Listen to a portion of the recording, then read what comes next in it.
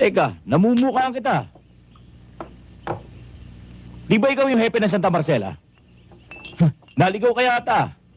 Hindi ako naligaw. May sadya ako sa inyo. At marahil, alam niyo na kung ano yun.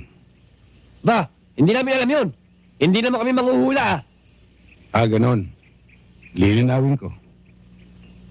Naparito ako para bawian ang ninyo.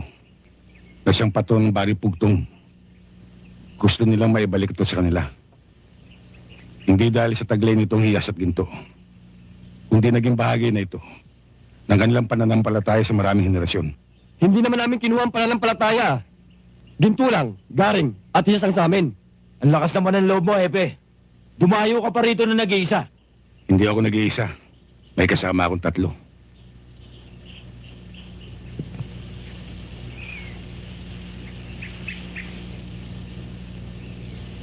Niloloko yata tayo nito ah. Oo nga eh. Hindi ko kayo niloloko. Ito nga isa eh. Ito pa yung 2.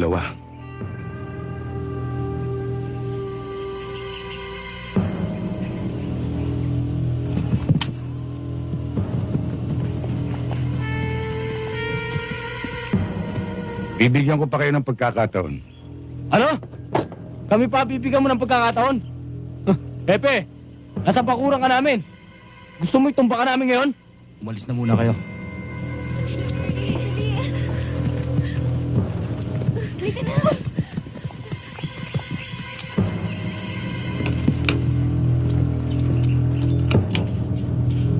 Ibalik nyo lang ang ninyo. Para wala tayong problema. Anong problema? Ikaw ang may problema. Pumasok ka sa umunoy. Baka hindi mo kami kilala. Kilala ko kayo. Kayo yung pangkat na sinuka ni Kariko. Dahil pang sarili lang ang lakad ninyo. Kinakasangkapan nyo lang inyong simulain para mangurakot, mangulumbat at pumatay ng tao ng walang dahilan. Ang daming pagsasap!